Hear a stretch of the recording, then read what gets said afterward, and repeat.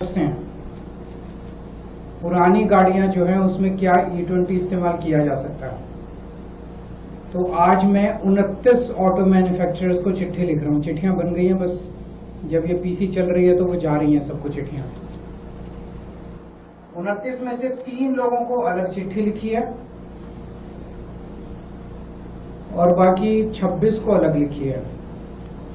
3 वो लोग हैं, मारुति, टोयोटा किर्लोस्कर और हीरो, जिन्होंने 4 जुलाई को सरकारी प्रेस कॉन्फ्रेंस में कहा था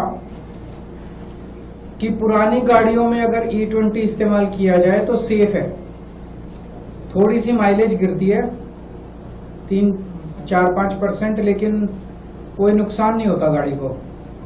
तो इन लोगों को अलग से चिट्ठी लिखी है। ये वो चिट्ठी है जो इन 3 कंपनियों को लिखी है, टोयोटा किर्लोस्कर को, मारुति को और हीरो को। इस चिट्ठी में लिखा है जी, आपने 4 तारीख को सरकारी प्रेस कॉन्फ्रेंस में कहा था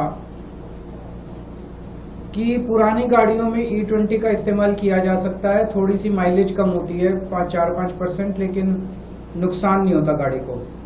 लेकिन आपका ओनर्स मैनुअल कहता है कि किसी भी हालत में 2023 के पुरानी गाड़ियों में 10% से ज्यादा इथेनॉल ब्लेंडेड पेट्रोल इस्तेमाल नहीं होना चाहिए।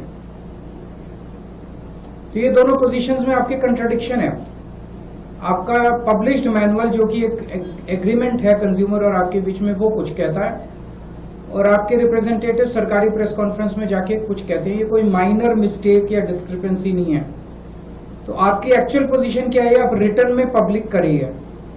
इस चिट्ठी लिखने के 1 हफ्ते में आप क्लियर जवाब दीजिए कि क्या पुरानी गाड़ियों में E20 पेट्रोल इस्तेमाल किया जा सकता है, क्या उसकी वजह से केवल 4-5% ही माइलेज कम होती है और क्या उसकी वजह से कोई नुकसान नहीं होता। अगर ऐसा है तो उनसे 2 प्रश्न पूछे हैं कि अगर किसी की 5% से 10% से ज्यादा माइलेज लॉस हुआ तो क्या आप उस कंज्यूमर को कॉम्पेंसेट करेंगे।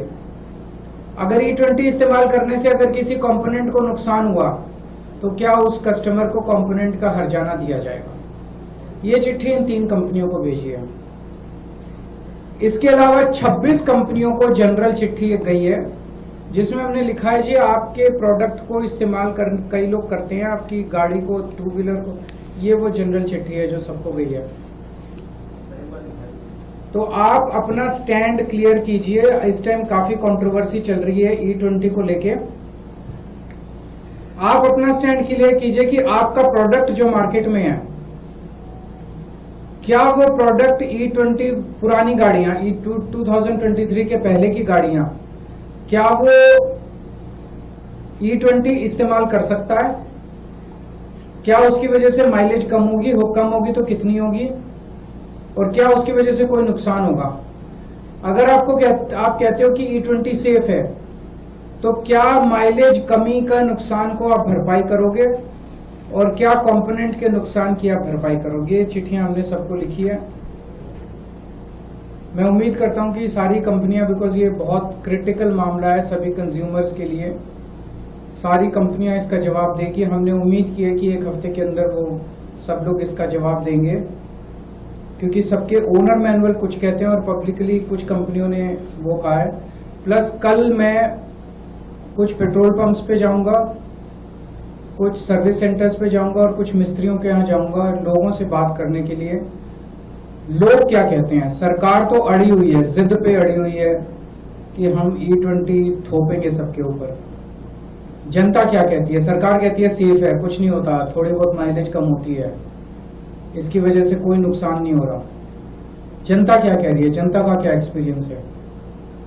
बीच में ये जनता को एंटी नेशनल कहना शुरू कर देते हैं, कोई लॉबिंग कहना चालू कर देते हैं। अब तो ये देख रहे हैं कि इनके ही अपने बड़े बड़े ब्लॉगर, बीजेपी वालों के ही बड़े बड़े इन्फ्लुएंसर, वो इनको गालियां दे रहे हैं सोशल मीडिया के ऊपर।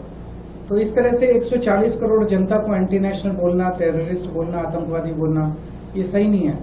जब जनता अक्रॉस पार्टी लाइन्स, अक्रॉस वो दुखी है, तो एक जिम्मेदार सरकार की जिम्मेदारी है कि वो जनता की आवाज को सुने।